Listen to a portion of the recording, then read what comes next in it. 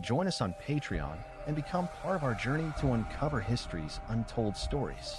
Your support helps us create in-depth content, bring hidden narratives to life, and keep history alive for everyone. The story of nations often hides deeper truths than what is taught in textbooks.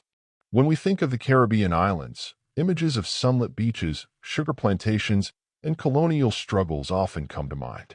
But beneath the surface of Haiti and Jamaica lies a far older narrative, one that connects them to the very heart of biblical antiquity. The question of lineage, of who the true descendants of the ancient Israelites are, has long stirred debate among theologians, historians, and cultural thinkers.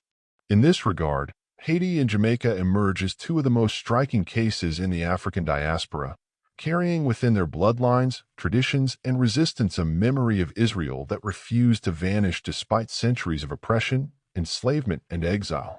The introduction of Africans into the Caribbean was not simply an event of labor exploitation, but the uprooting of entire nations. European colonizers transported men, women, and children from the Gold Coast, Dahomey, Congo, Igbo lands, and beyond. Yet, a closer examination of many of these regions reveals that they were not simply tribes with no connection to biblical history. Oral traditions from West Africa, alongside early accounts by explorers and missionaries, consistently spoke of communities claiming descent from the ancient Israelites. The Igbo, for example, were noted in the 18th and 19th centuries by Jewish scholars and Christian missionaries for their Sabbath-keeping practices, dietary laws reminiscent of Leviticus, and circumcision rituals that aligned with Mosaic custom. Among the Ashanti and Yu peoples, traditions existed that spoke of wandering from the east after divine dispersion. When these Africans were forcibly brought to Haiti and Jamaica, they carried with them memories of Israelite identity. Haiti, in particular, became a crucible of preservation. The French slave system, known as the Code Noir, was designed to strip Africans of their heritage. But instead of being erased, these traditions survived in coded form. The enslaved carried not only fragments of their African kingdoms, but also their biblical echoes. In the maroon communities that developed in the mountainous interiors, men and women who escaped slavery re-established societies with strong connections to covenantal ideas of deliverance. To them, the Exodus was not an abstract biblical tale, but a living reality, mirrored in their struggle against Pharaoh-like oppressors. The story of Moses resonated deeply, and the God of Israel was invoked in rituals of liberation. It was no coincidence that Haiti became the first black republic in the world, forged through revolution in 1804. Leaders such as Toussaint Louverture and Jean-Jacques Dessalines were not simply generals of war, but interpreters of destiny, seeing themselves as chosen to bring freedom to their people. The bloodlines preserved in Haiti's population were tied not only to Africa, but also to the scattered memory of Israel, which gave their revolt the fervor of divine inevitability. Jamaica provides another profound example. The island was first claimed by the Spanish and later dominated by the British, who imported tens of thousands of enslaved Africans from the same regions that had long-standing Israelite traditions.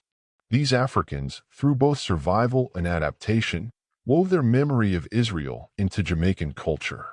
The Maroons of Jamaica, descendants of escaped slaves, built independent towns in the mountains and maintained traditions of resilience and covenant, living in ways that paralleled Israelite tribes resisting imperial domination. Over time, these threads became even more visible in Jamaica's religious landscape.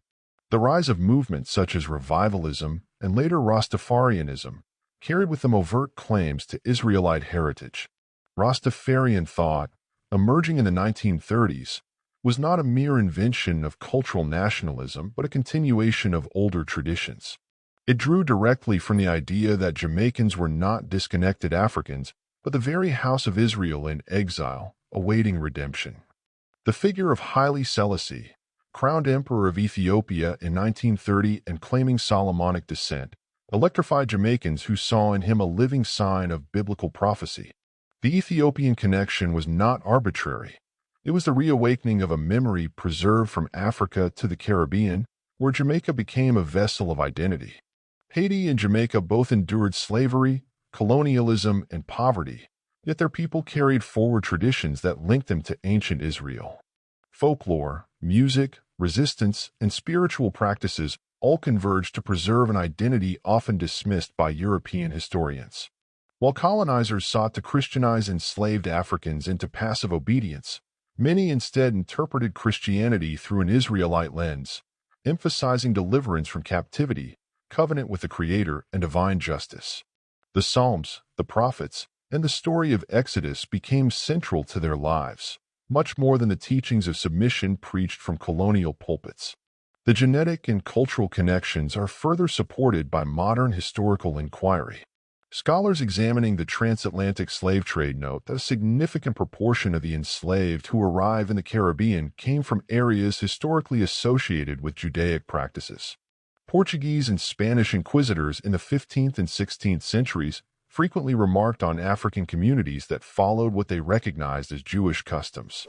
These observations were later echoed by explorers who encountered tribes keeping elements of biblical law. Thus, when Africans were dispersed into the Caribbean, they did not come as blank slates but as carriers of an Israelite inheritance. In Haiti, this inheritance infused the revolution with a prophetic spirit, giving rise to the only successful large-scale slave uprising in human history. The revolution itself echoed the biblical pattern of liberation, with Haiti becoming the new Canaan, where bondage was broken. In Jamaica, this inheritance manifested in spiritual awakenings, prophetic movements, and ultimately the Rastafarian proclamation of Zion. In both islands, the identity of the Israelite was not erased but reborn, clothed in African resilience and Caribbean fire. This history continues into the present. Haitian and Jamaican music, whether in the chants of Vodou ceremonies or the rhythm of reggae, carries biblical language, imagery, and longing for redemption. The cries for justice, the invocation of Zion, the emphasis on deliverance from Babylon, these are not accidental cultural features but the continuation of Israelite identity reinterpreted for modern struggles.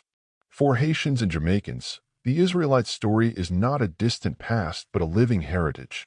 Thus, when one looks closely at Haiti and Jamaica, one does not simply see islands marked by colonial scars. Instead, one sees two nations that preserved, against all odds, the lineage of a people scattered since antiquity. Their history is not only one of survival, but of preservation, carrying forth the true Israelite heritage through bloodline, memory, and faith. The Caribbean, often dismissed as the periphery of history, emerges as one of its central stages, proving that exile cannot erase identity when it is written into the soul of a people.